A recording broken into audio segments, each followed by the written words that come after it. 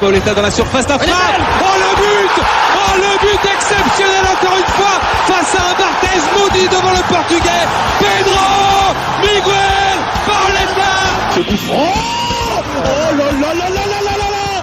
Zlatan Ibrahimovic, 25e minute, le doublé en 2 minutes. Ça allait trop vite pour le mur, ça allait trop vite pour Steve Monanda.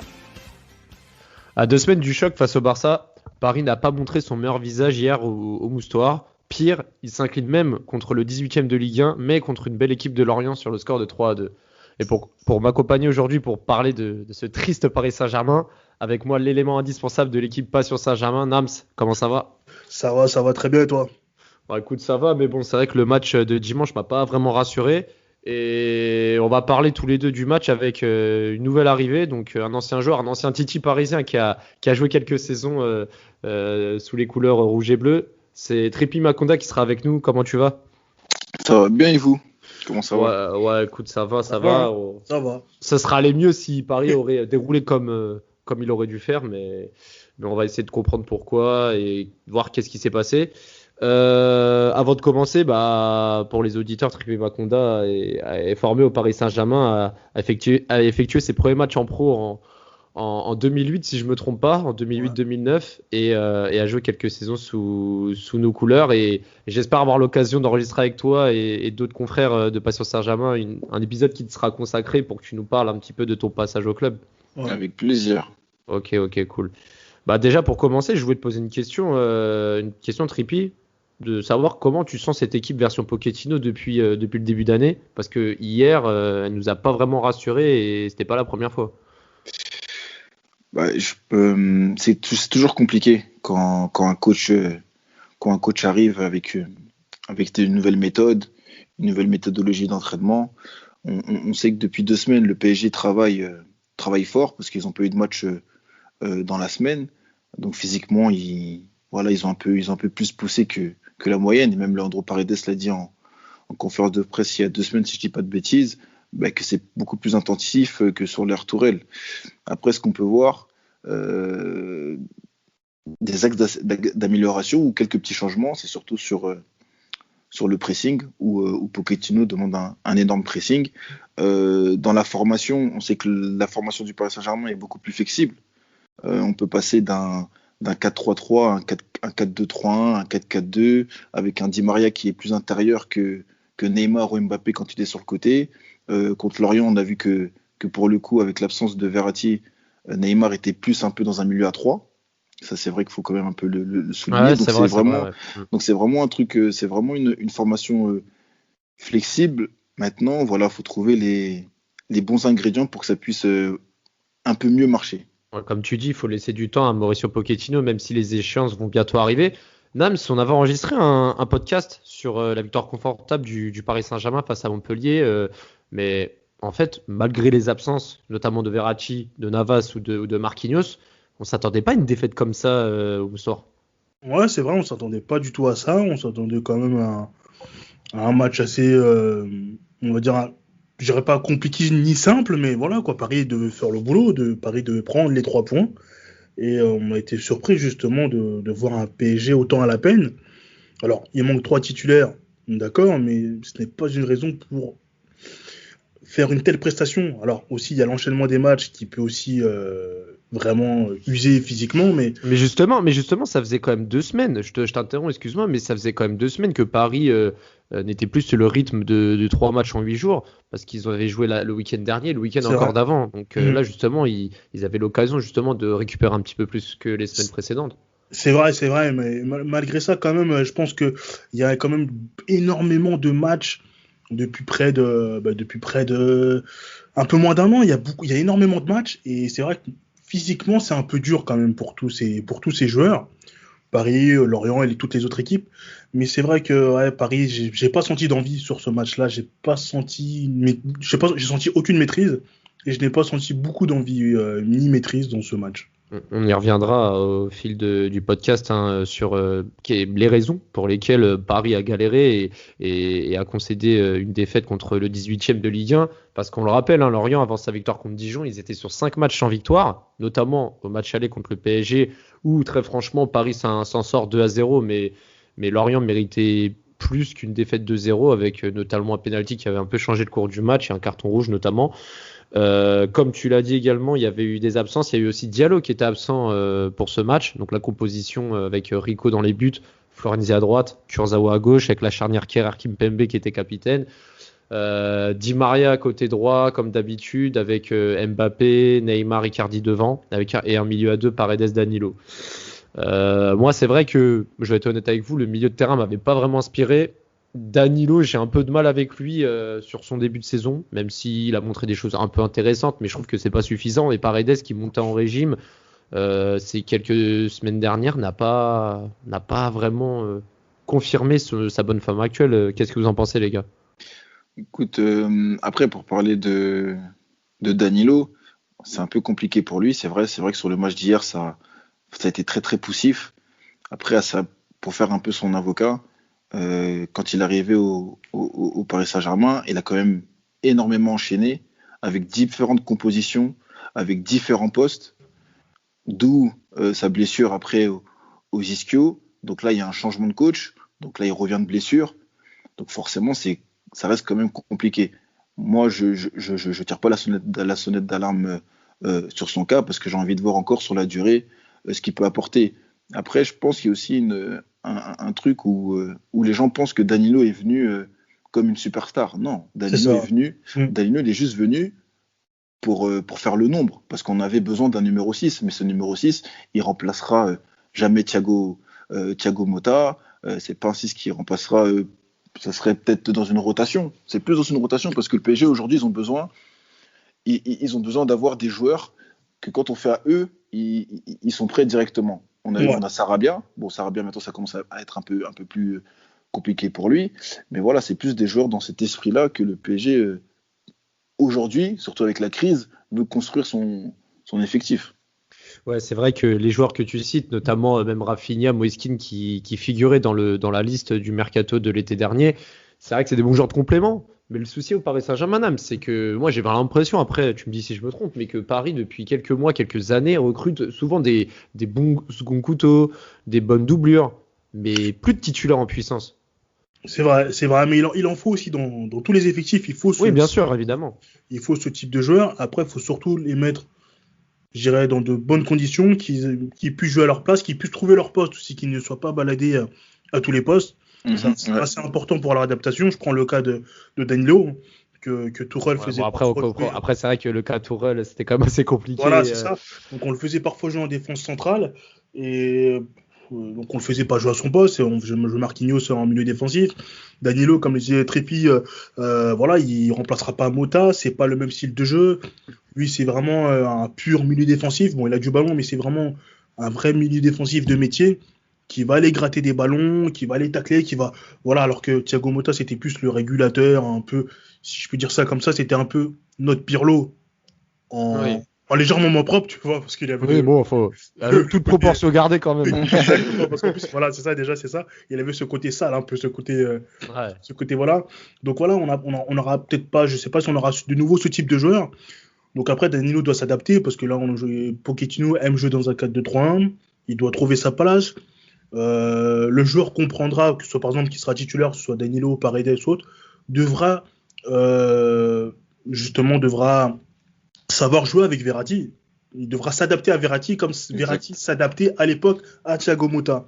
Donc ça aussi, c'est quelque chose d'important que Pochettino devra trouver. Et moi, on en parlera durant ce podcast, une petite critique, c'est rare, mais j'aurais une critique à l'encontre de Pochettino. Alors moi aussi, j'en aurais peut-être une légère critique que j'aborderai dans les top et flop à la fin, mais là, on va parler un peu du jeu, parce que c'est vrai que lors des 30 premières minutes du match, il y avait quelques incursions lorientaises, Paris était un peu stérile, on voyait Neymar tenter plein de choses, il était un peu esselé au fond de l'attaque, il était très inspiré, il provoquait beaucoup, mais le bloc qu'avait proposé Pélissier était vraiment important et a mis à mal des joueurs comme Di Maria ou Mbappé qui avaient moins d'espace pour s'exprimer et qui justement n'ont pas été dans leur top de leur forme.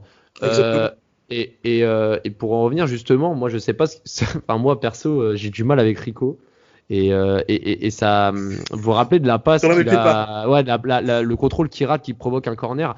Je sais pas pourquoi, mais on va dire que c'est un fait de match anodin, mais ça présageait rien de bon. Je sentais les Parisiens qui n'étaient pas confiants et pas maîtres de son jeu, maître du jeu tout simplement. Bah après, quand t'as Navas dans les buts, quand t'es un défenseur ou même un milieu de terrain, t'as Navas derrière toi, t'es très confiant. Après, quand t'as Sergio Rico qui est bon, mais qui est sa doublure, qui est remplaçant, c'est sûr que ça ne transmet pas la même sérénité. Navas, depuis son arrivée, fait des miracles. Il fait des miracles quasiment à chaque fois, à chaque match. Hein. Match à enjeu, match de championnat, il fait des miracles. Sergio Rico ne fait pas de miracles, je trouve pas forcément fautif sur les buts. Mais il ne fait pas de miracle, Et bon, après, peut-être le troisième but, il aurait peut-être pu mieux faire, par exemple, sur le dernier but. Mais bon, après, voilà, Sergio Rico, il n'est pas spécialement coupable et pas spécialement décisif non plus, quoi. Ouais, et puis comme tu l'as dit, les Parisiens qui n'étaient pas sereins, Trippier, on arrive vers la 36e minute de jeu et on le ressent, cette manque de confiance au niveau des défenseurs. Et Lorient, finalement, ouvre le score de manière logique. Même si Paris en fait est ridicule à ce moment-là parce que Danilo récupère le ballon, il n'arrive pas à dégager le ballon, Kimpembe non plus, et Abergels en profite et trompe Rico d'une frappe imparable. Pour le coup, Rico n'y peut rien. Paris perd 1-0 à la 36e minute. Ouverture du score méritée selon toi? Après, ouverture du score méritée, franchement, je dirais pas ça parce qu'ils ne sont pas baladés. En fait, Pélissier a mis sa tactique 5 derrière, si je dis pas de bêtises. Ouais, c'est ça. Ouais. Voilà, un 5-4-1 ou comme vous voulez. Là où Pélissier a été très fort, c'est sur sa structure défensive. Donc ils ont été très très regroupés, très bas. Et sur l'utilisation du ballon, on a vu sur l'utilisation du ballon, les Lorientais ont joué très vertical et surtout dans les appels de balles. Et notamment dans les premiers ballons, si on se rappelle un peu du match. Il faut savoir qu'en défense centrale, on a Kerrer et Kimpembe qui reviennent de blessures, donc ils sont en manque de compétition. Et je pense que les deux ballons en profondeur, ça les a mis un peu à mal. Ouais, c'est vrai. On sait très bien que moi, je sais que quand je reviens de blessure et que je vois un attaquant qui part en profondeur, forcément, je prends mes distances. Inconsciemment, je prends des distances. J'essaye de ne pas jouer, on va dire, trop haut. Donc, au bout d'un moment, les distances commencent un peu à se découvrir, notamment au milieu de terrain. On l'a très bien vu dans certaines zones quand le pressing commence à s'enclencher. Et je voyais même Paredes qui levait les bras parce que la ligne défensive ne suivait pas. Et ça a été très problématique durant le match. Après, voilà, je pense que quand ils sont entrés sur le terrain, ils avaient une certaine motivation parce qu'il y avait quand même une première place il y avait une première place qui jouait. Après, c'est un dimanche. 15 heures. Paris n'a pas l'habitude. Paris n'a pas l'habitude de jouer dans ce contexte-là et surtout contre une équipe joueuse et qui n'a pas peur de faire une grosse pression au niveau du porteur de balle. Mais en fait, ce match-là, Nams, tu vas me dire si je me trompe encore une fois, mais cette tournure de match m'a fait penser au match contre Saint-Etienne. Lorsque Saint-Etienne ouvre le score sur, on va dire, une hésitation de la défense, là pour le coup c'était un mauvais renvoi, là c'est un peu un cafouillage. Quelques minutes après, Paris réagit, Mbappé sur le côté gauche tente quelque chose et provoque du danger. Et quelques minutes après, avec un bon échange avec Mbappé, Neymar, c'est Neymar et Mbappé qui combinent bien, penalty.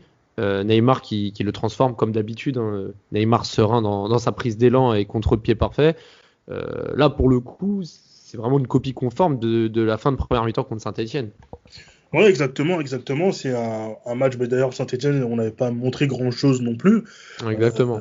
Justement là, on s'en sort grâce à un peu un exploit de nos individualités. Et justement, quand justement on va un partout à la mi-temps, on se dit que peut-être Paris peut proposer autre chose en seconde période, que ça va aller peut-être un peu mieux dans le jeu. Bon, ce qui n'est pas forcément le cas. On a la chance justement de provoquer un deuxième penalty et je trouve que Icardi a été très, très intelligent dans... Ouais. Il a bien joué à l'expérience. Et, exactement. Et d'ailleurs, Icardi, avant que tu poursuives sur ton explication, Icardi qui a failli, juste avant la mi-temps, mettre le deuxième but au passage. Il était tout proche du 2-1 et même avant le penalty du 2-1, Paris était bien rentré dans sa deuxième mi-temps et Et on sentait vraiment que Paris avait des réelles intentions de renverser la tendance. C'est vrai. Il y avait des intentions, justement, les intentions parisiennes qui se sont justement transformées grâce à ce penalty justement provoqué par Icardi et justement un nouveau penalty transformé. Ah oui. Oui, Ok, par autant Neymar. pour moi. Et c'est justement cette façon, ce sang-froid qu'il a face sur cet exercice-là est assez impressionnant. Parce que tu te dis qu'il marche, il arrive toujours à mettre le gardien à contre-pied. Et ça, c'est vraiment, c'est rare. Hein. C'est rare, Ouais, mais c'est clair. c'est incroyable. Et là aussi où je voulais en venir, c'est qu'à la mi-temps, il s'est passé un fait. Pour moi, Trippi, je vais te mentionner le changement à la mi-temps de Chalobah à la place de Monconduit, qui n'a pas été dedans en première mi-temps. Donc Chalobah qui a été vraiment précieux en deuxième mi-temps dans l'entrejeu lorientais. Et surtout Pélissier qui, après le deuxième but de Neymar, effectue un triple changement qui fait rentrer Mofi, Wissa et de la place dans le 11. Et on voit tout un autre match au final à partir de ce moment-là, Trippi. Oui, bien sûr. Là, pour le coup, c'est un coaching gagnant du coach Lorientais. Forcément, plus le match avance, plus les distances sont beaucoup plus éloignées parce que la fatigue se fait ressentir. Donc, il a fait entrer des joueurs, un joueur d'appui et un joueur qui aime bien, dominer un peu les espaces. Et après, voilà, ils ont joué leur coup à fond parce qu'ils savaient qu'ils allaient avoir beaucoup de contre-attaques parce que nous, on avait la possession. Et au final, voilà, ils nous mettent le but de Wissa et le dernier but à la fin. Mais surtout qu'avant l'égalisation de Wissa, Icardi était vraiment très proche de marquer le but du break sur un centre de Neymar. Il effectue une tête qui a vraiment été repoussée par Dreyer sur sa ligne à 20 minutes de la fin. Ça a été un tournant du match et je pense que si Icardi marque ce but, clairement. C'est fini. Ouais, il y a aussi le tournant de Kylian Mbappé quand il contrôle en pivot et tire du gauche et ça passe au-dessus. Ah, c'est vrai qu'il y a aussi Tu l'action vois, de Mbappé. donc le PSG a eu des occasions pour mener au score, pour on va dire alourdir le score. Mais voilà, aujourd'hui c'est pas rentré. C'est vrai que c'est dommage. Et Pochettino, à juste titre, dit que c'est un passage à vide parce que lui c'est son premier match, sa première défaite. Mais en tant que supporters qui suivons le PSG depuis maintenant plusieurs années, on sait que le PSG là est un peu retombé dans sa suffisance qu'on les connaît. Ouais, c'est ça. Paris doit faire mieux. Et surtout, les supporters ont encore faim, entre guillemets, et veulent justement une confirmation de la finale de la Ligue des Champions de l'an dernier. Et comme on le sait, les premiers mois ont été difficiles sous Tuchel. L'arrivée de Pochettino est vraiment attendue au niveau des supporters. Et pour le moment, on va dire la mayonnaise prend pas, même si ça fait que un mois et demi, même pas, ça fait un mois que Pochettino exerce sur le banc parisien. Mais c'est vrai que c'est assez insuffisant pour le mentionner. Et pour revenir sur l'égalisation de Wissa, moi ce qui m'a vraiment choqué, c'est la capacité où Wissa a pu enchaîner ses dribbles et vraiment tromper Rico. Mais c'est là en fait, Nams, où on se rend compte que quand il n'y a pas Navas et il n'y a pas un des meilleurs gardiens au monde qui peut te sauver la baraque quand tu galères et que tu te fais prendre à contre-pied par les attaquants adverses, en fait, tu encaisses des buts. Et également l'absence de Marquinhos qui, à chaque fois qu'il n'est pas là, Paris encaisse des buts. C'est ça. Marquinhos, c'est très important. Navas, c'est comme Superman pour nous. Hein. Après, sur ce deuxième but, autant Jean Laurentin enchaîne bien ses dribbles, mais j'ai l'impression que ils sont un peu passifs, les défenseurs parisiens. Ils sont un peu spectateurs. C'est Danilo, je crois, et si je dis pas de bêtises, Kerrer, qui sont assez spectateurs sur l'action. Alors, il a beaucoup de réussite quand même sur la fin de son action, mais cette action, cette réussite, il se la provoque. Donc, franchement, il y a beaucoup de mérite pour moi dans ce but quand même. Mais je trouve que les défenseurs parisiens auraient pu être quand même un peu plus combatifs sur cette action. Surtout que Wissa, il faut le mentionner, il a eu un gros passage à vide. Il a fait un très très gros début de saison et là il revient bien et à l'image de son équipe qui avait enchaîné les contre-performances et qui se sont réveillés au meilleur des moments. Comme tu l'as bien dit, Trippi, c'est vrai qu'à 5 minutes de la fin, Mbappé rate également une frappe et on l'a mentionné dans divers podcasts. Mbappé malheureusement n'est pas en forme, mais c'est devant le but. C'est le nerf de la guerre, mais pas assez incisif devant le but et qui peut coûter des points et c'est ce qui s'est passé sur un contre anodin. un corner parisien. Et moi, j'étais vraiment surpris de voir les Parisiens monter comme ça et ne pas laisser au moins un ou deux joueurs derrière. Ouais. C'est un coup franc, une sorte de coup c'est un franc. coup franc. Ouais, c'est un coup franc. Ouais, un coup franc. Neymar joue sur Mbappé. Après, Oui, je me suis demandé, est-ce qu'il aurait dû jouer plutôt en une touche que tenter un contrôle comme il l'a fait? Parce qu'il y a plusieurs joueurs autour de lui. Les joueurs l'orienté l'ont pris à 2 sur cette action. Non, là, honnêtement, là, il faut mettre dans le paquet. Ouais, là, t'es dans une situation où il y a 2-2. Oui. Voilà, c'est dans les derniers instants. Donc forcément, t'es Paris Saint-Germain, t'as envie de marquer. Mais le problème, c'est que là, j'incrimine un peu Neymar qui n'a pas su. D'accord. Voilà, tu vois, qui n'a pas su, on va dire, gérer en fait cette émotion de vouloir jouer très vite. Là, il aurait dû attendre, faire monter, comme on dit, les grands, donc ceux qui sont nommés pour faire les coups de priorité, et tirer le coup de priorité dans le tas. Le problème, c'est que là, en fait, il a joué vite. En même temps qu'il a joué vite, tu avais la défense, forcément, qui eux sont désignés pour le coup de priorité, qui sont montés. Et en fait, il y a eu un quiproquo. Et comme on l'a vu aussi dans les images, dans le ralenti, où Neymar,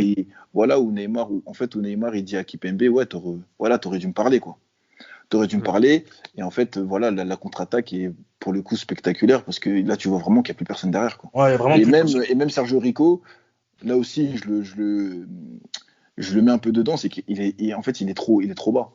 Là, en temps normal, il est trop bas, il est un peu trop hésitant, mais dans sa posture, il aurait dû être un peu plus haut sur le terrain. Oui, c'est vrai que dans sa posture, il inspire pas de. Tu sais, quand on voit cette action, le face à face, il inspire pas de crainte. Tu sais, il prend pas. Dans sa posture, il prend pas tous les buts, tu sais, comme pourrait le faire Navas, Buffon dans l'ancien temps, ou Neuer actuellement. Il prend pas toutes les cages dans ce face à face, tu vois. Il y a pas de. Tu vois, ces gardiens-là, ils laissent peu de choix. Ils laissent peu de choix aux attaquants, tu vois. Et Sergio Rico, t'avais l'impression que sur cette frappe-là, il pouvait l'enrouler tranquillement, et c'est ce qu'il a fait, tu vois. Ouais, et puis. Et en même temps, Kipembe ne pouvait pas faire de faute, parce que voilà, s'il fait faute. Non, il a déjà fait faute. Il a déjà fait faute contre Leipzig en fameux hate, là. C'est ça. Il s'est dit, écoute, là, je vais pas faire de faute. Moi, c'était phase de poule, c'était cette année, si je dis pas de bêtises, le rouge. Ouais, si, c'était cette année. C'est ça, on l'a tous vu tacler. Mais là, honnêtement, là, pour le coup, ça a été vraiment un manque de communication et une petite erreur de la part de Neymar d'avoir joué ce coup franc assez vite sur Mbappé, alors que tout le monde montait pour qu'il puisse la mettre dans le tas. Du coup, je vais vous poser une question à tous les deux, parce que on va quand même noter que ce but à la 92e minute provient d'un contre sur une perte de balle ridicule, et on voit que Mofi, en fait, il part de sa moitié de terrain et il court tout seul, alors que Paris n'a pas non plus la victoire dans la poche. Il y a quand même un but à défendre, et on voit une contre-attaque, mais digne d'un match, sans manquer de respect aux joueurs amateurs, mais d'un niveau peut-être même niveau régional, peut-être pas district, mais un niveau régional. Enfin, un joueur qui part comme ça avec autant d'espace alors que le score n'est pas scellé. Enfin, je veux dire, Paris devait marquer, mais devait aussi conserver sa cage inviolée à ce niveau-là. Quel est le plus gros fautif? Comment vous pouvez l'expliquer? Parce que clairement, c'est inconcevable. Quand il y a 2-2, je pense que quand même, il y a des joueurs, au moins, peut-être 3 joueurs qui doivent rester derrière et le reste monter. Ils s'organisent, mais il faut quand même des joueurs derrière, parce que t'es jamais à l'abri d'un contre.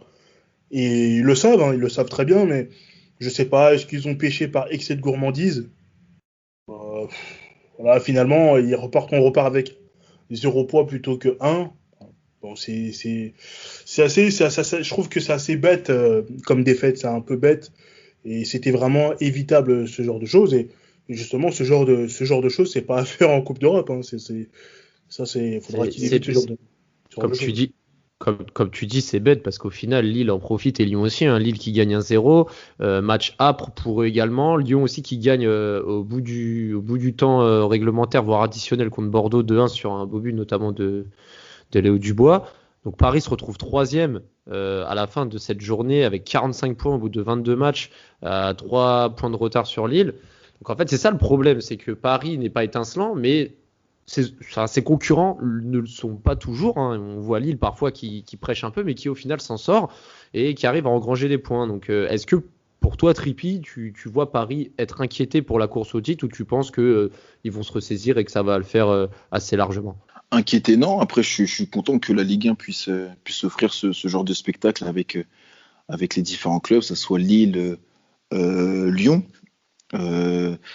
Donc moi j'espère que ça va se jouer comme ça il y aura un stress, il y aura encore cette forme de pression, pas comme avant où le PSG au bout de octobre, on savait qu'ils allaient être champions, ils avaient déjà 20 points d'avance, alors que là tout est encore jouable, rien n'est fait, et honnêtement j'espère que la Ligue 1 va rester telle quelle jusqu'à la fin de saison. Ouais, c'est vrai. Et puis, on espère aussi pouvoir regarder la Ligue 1 à la télévision parce qu'avec ce qui se passe depuis quelques jours C'est terrible. et le bordel qu'il y a au niveau des diffuseurs et les droits télé qui vont chuter et l'imbroglio en finale, c'est vraiment n'importe quoi. Donc, voilà, on espère au moins que sur le terrain, il y a un peu de suspense, comme tu le dis, Trippi, pour qu'on puisse avoir de l'attrait à regarder les matchs. On va passer au top et flop, les gars. J'ai coutume de mentionner que les tops et flops côté parisien, mais je tiens vraiment à parler du plan tactique et du gros coup que Pellissier a mis en place avec son 5-4-1 et la rentrée de Chabola qui pour moi a fait un grand bien à l'entrejeu des Merlus et son triple changement qui a fait la différence. Donc déjà dans un premier temps dans mon top je vais inclure le courage et la bataille tactique remportée par Pellissier et les Lorientais. Donc je pense qu'on est un peu tous d'accord d'aller dans ce sens, et un joueur en particulier, Abergel, qui pour moi a vraiment été l'élément déclencheur de ce bloc équipe. Il a jamais cessé d'harceler Neymar, il a récupéré nombre de ballons, il a égalisé. Enfin, voilà. Son but est très beau. Hein. Son but est très beau et il a été vraiment surtout dans tous les fronts, sur tous les bons coups. Et si Lorient a gagné, c'est bien en grande partie grâce à lui. Sur les top parisien, messieurs. Alors, je vais vous dire, moi, mes tops et flops, et vous me direz si vous êtes d'accord ou pas, et si vous avez d'autres noms à enlever ou à rajouter. Mais moi, très franchement, en top, j'ai que Neymar. Je vais pas être, en fait, je vais pas être original, mais c'est le seul qui a fait du jeu, c'est le seul qui a été dans les bons coups, c'est le seul qui a je pensais à ça aussi. C'est le seul qui a tenté. Après, il a mis les 2 buts. Il provoque un des 2 pénaltys. Il n'y a pas grand chose à retenir côté parisien. Et puis Trippi, on reproche souvent à Neymar sa vida loca, son côté à toujours à trop en faire, etc. Mais même dans des matchs à dimanche 15h au Moustoir contre le 18e, il répond présent en fait. Ah ouais, lui, ça c'est pas ses histoires, ça, des dimanches 11h, des championnats du dimanche matin. Lui, tant que tu le mets sur un terrain avec un ballon, et comme il a dit dans son interview sur 7-8, lui, c'est tout ce qu'il lui faut, lui. Et c'est vrai que pour le coup, là, sur le match de contre Lorient, voilà, Neymar, pour moi, a fait un très bon match, parce que c'est ça. Le problème, c'est que lui, il se cache pas. En fait, il a une intelligence situationnelle et organisationnelle qui lui permet de toujours trouver des brèches, déjà dans ses déplacements et dans sa distribution de ballons pour le collectif. Et honnêtement, il y a que lui qui peut faire ça. À noter que l'absence de Verratti, c'est ce qui a fait que Neymar soit descendu plus bas. Parce que quand Verratti est là, Neymar il se place à 30 mètres du but adverse. À partir du moment où il touche dans la zone de déséquilibre, là c'est sûr qu'il y a beaucoup plus d'occasions et beaucoup plus de dégâts de la part de Neymar. Après, du côté de Lorient, moi j'ai bien aimé Gravillon. Ouais, Gravillon, c'est vrai que Gravillon, il a été vraiment dans son match, concentré, dans le tempo. Abergel, le Marseillais, oui aussi, même si. Formé à l'OM, oui. Voilà, on va un peu le citer. Voilà, je suis pas rancunier. Et après, côté flop parisien, je veux pas dire toute l'équipe, mais c'est vrai que Danilo a été mis à mal durant cette rencontre. Ouais. Di Maria, je pense qu'à un moment donné, il faudra se poser la question, est-ce que ce serait pas mieux de mettre Rafinha à sa place? Di Maria, c'est vrai que c'est un sacré. Faut se poser les bonnes questions sur ce joueur. Ouais, c'est ça. Faut voir s'il faut pas le mettre un moment en concurrence avec Rafinha, même s'il revient de blessure. Et le grand coupable, pour moi, le grand flop de ce match, c'est Pochettino qui refait les mêmes choses plus ou moins qu'il faisait à Tottenham, c'est-à-dire les changements très tardifs. Il a attendu la 81e pour faire rentrer Sarabia à la place de Di Maria et Gueye à la place de Paredes. Ouais, c'est clair. Pas de Rafinha, pas de Moeskin et pas de Draxler. Alors Draxler, je sais pas si c'est vraiment une option. Non, Draxler, c'est bon là. Je sais pas s'il est encore concerné par le football et par le PSG, mais il y avait quand même des options offensives à faire rentrer. Ouais, C'est vrai que il y avait des options, excuse-moi, il y avait des options offensives. Je suis d'accord avec toi par rapport à Di Maria ou Rafinha peut éventuellement, et surtout dans la position que Di Maria a sur le terrain de rentrer intérieur. Je pense Mm. que Rafinha, il peut le faire amplement. Et après, Draxler, c'est vrai que c'est un peu plus compliqué. Il a 6 mois de la fin de son contrat. Il a un très bon salaire au PSG. Ouais. Je vois personne peut s'aligner sur son salaire. S'il part libre, forcément, il aurait une prime à la signature qui rentrera directement dans sa poche, donc il ne devra rien au PSG. C'est vrai, mais il y a l'Euro aussi. Et Il y a l'Euro, ouais, mais l'Euro, tu sais, lui, c'est le champion du monde, c'est le capitaine ouais. de la Coupe des Confédérations. exactement. Voilà, t'as aussi cette image qu'il a où même quand il sera en fin de contrat, il trouvera un club. Ouais, Il c'est ça. fera une baisse et c'est là où il fera sa baisse salariale parce qu'il devra le faire parce que surtout avec la crise, personne ne voudra mettre autant sur son salaire, mais il le fera directement. C'est limite un retour en Allemagne. Je vois plus un retour en Allemagne ou Ouais, peut-être ouais. en Angleterre, quoi. Ouais, C'est Arsenal, vrai un club comme Arsenal, ouais, c'est vrai, je le vois bien là-bas. C'est vrai que moi, dans les flops, pour le coup, j'avais mis quand même pas mal de Parisiens, hein. J'avais mis Danilo en première ligne, forcément, qui a été notamment très naïf sur le premier but. Kimpembe aussi, qui a pas fait son meilleur match, qui a été aussi coupable sur certaines phases offensives adverses. Ouais, bien sûr. Mbappé Di Maria, bon, je les mentionne assez souvent, mais là, Mbappé Di Maria, enfin, Di Maria, pour moi, ça se comprend un peu plus. Mbappé, il arrive à un moment de sa carrière où il ne doit pas enchaîner les contre-performances. Et justement, dans ces moments-là, quand le PSG va mal, quand le PSG manque de solutions et d'inspiration, c'est ce genre de joueurs qui doivent, à l'image de Neymar, tout simplement, donner du tonus et justement insuffler l'énergie que le PSG a besoin pour faire la différence dans les 30 derniers mètres. Et aussi Kehrer, hein, je ne l'ai pas trouvé aussi flamboyant, mais bon, encore une fois, je ne vais pas être original quant à son choix. C'est dommage pour Kehrer, hein, parce que je pense que c'est pas vraiment un mauvais joueur, mais Non, c'est pas un mauvais je joueur. pense qu'il manque de confiance. C'est vraiment Moi, je suis il d'accord manque avec de toi. confiance. Moi, Il va dans un autre club, je pense que s'il va dans un autre club, il pourra s'épanouir. Là, je pense que c'est vraiment. Alors peut-être que la marche parisienne est trop haute pour lui, mais j'ai l'impression que c'est vraiment un bon joueur, mais il faudrait qu'il se stabilise à un poste, tu vois. On le fait jouer dans l'axe, à droite. Tu sais, ça me rappelle un peu à l'époque Gallas quand il jouait à Chelsea, sauf que Gallas, lui, était excellent, tu vois. Il jouait à gauche, à droite, dans l'axe. Mais sauf que pour Kehrer, j'ai l'impression que et c'est même, très compliqué. et ça rappelle même Marquinhos quand il est arrivé, où on le faisait Exact. trimballer à droite et Ouais. dans l'axe. Et je sais même pas si même un jour il a joué à gauche, si je dis pas de bêtises. Mais pour revenir à Kehrer, moi je suis d'accord avec toi, Nam. C'est pas un mauvais joueur. Tu l'as quand même acheté 40 millions en Bundesliga avec Schalke qui faisait quand même du bon boulot. Mm. C'était quand même un international allemand quand tu l'achètes. Après, comme tu dis, je pense que là c'est plus un problème au niveau psychologique C'est ça. où je pense qu'il a du mal à soit s'inscrire dans le collectif parisien, parce qu'il y a quand même des grands joueurs. On peut Ouais. citer Neymar, Mbappé, même Exact. Paredes en Argentine, il fait du très bon boulot. Di Maria, Icardi. Donc ça, c'est des joueurs déjà à fort caractère Mm. et qui ont prouvé dans les clubs où ils sont passés, parce que c'est quand même des très grands clubs. Après, voilà, moi, je suis comme toi. J'ai envie de voir. Je pense que c'est le seul joueur, et c'est vrai que là, je suis pas très objectif, c'est le seul joueur où je vais être en attente avec lui.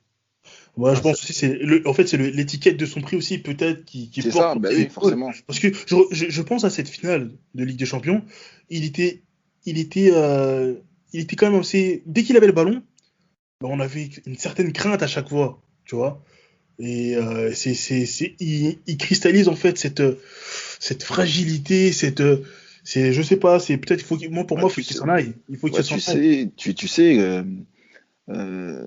Après, je sais pas, je suis pas dans sa tête. Après, j'essaie de me mettre quand même à sa place. Je me mets en mode Kehrer. Cette passe contre Manchester United qui emmène le premier but en Ligue des Champions Ah quand oui. on se fait éliminer. Contre le but de Lukaku, ouais. Ouais, voilà. Honnêtement, moi, j'ai déjà vécu quand j'étais à Brest. C'est quelque chose qui te marque. C'est quelque chose C'est qui dur, te hein. reste. C'est dur quelque pour chose revenir dans le match après. Voilà, c'est revenu Dur. déjà pour revenir dans le match, pour revenir aussi en termes de confiance de groupe. Exact. Et ça, on l'a vu aussi dans les incompris avec Nicolas Anelka quand il dit quand il rate son penalty contre Chelsea, ben en fait, il sait pas comment les gens vont le juger. Donc ça, c'est aussi par rapport au groupe. La confiance du coach. Et on sait qu'après le coach, il l'a enlevé. Les blessures à répétition. Donc tout ça, je sais pas si ça a un lien avec avec un problème mental. On peut l'appeler comme on Après, veut, psychologique, mental. c'est vrai que à ce poste quand on a cet âge et qu'on est un peu dans l'apprentissage du très haut niveau, c'est vrai que une mauvaise action ou un fait marquant peut te cristalliser et te bloquer mentalement. Et c'est vrai que Kerrer, voilà, j'ai été assez dur avec lui sur certaines phases, mais c'est vrai que mentalement, on aimerait tous le voir déjà plus libéré et voir qu'il puisse vraiment exploiter tout son potentiel. Messieurs, on va juste faire un petit débrief du classement et du prochain match avant de terminer ce podcast. Donc, comme j'ai dit tout à l'heure, Paris 45 points et 3e du classement à 3 points de Lille. Déjà 5 défaites au bout de 22 matchs. Hein. C'est un rythme qu'il n'a pas l'habitude d'avoir, surtout à cette période du championnat. Mercredi, Paris va recevoir Nîmes pour la 23e journée de Ligue 1. Alors, j'ai 2 questions. Est-ce que la victoire est une obligation pour les Parisiens ? J'ai bien dit une obligation. Et si oui, quel score vous voyez pour ce match ? Je dirais peut-être 3-0. 3-0. Et toi, Trippi ? Ouais, moi je veux dire un 2-0.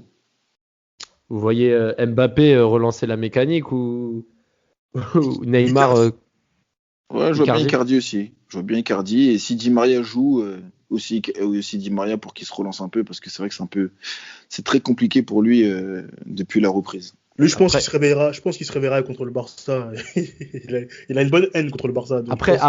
Après pour Icardi, je suis pas sûr parce que sachant qu'il y a le match contre l'OM dimanche prochain. Peut-être aussi, peut-être qu'il va faire tourner.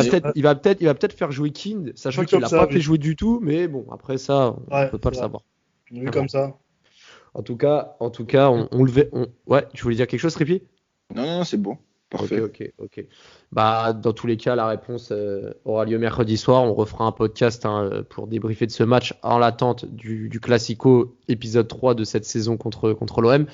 Merci à toi, Nams, et merci également à toi, Trippi, d'avoir été parmi nous.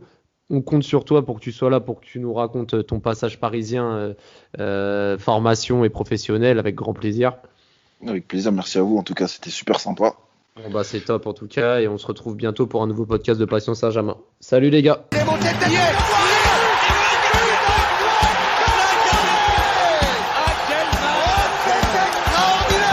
Pauletta dans la surface d'affaire. Oh le but exceptionnel encore une fois face à un Barthez maudit devant le Portugais. Pedro Miguel Pauletta. Ce coup franc. Oh là là là là là là là là. Zlatan Ibrahimovic, 25e minute, le doublé en 2 minutes. Ça allait trop vite pour le mur, ça allait trop vite pour Steve Monanda.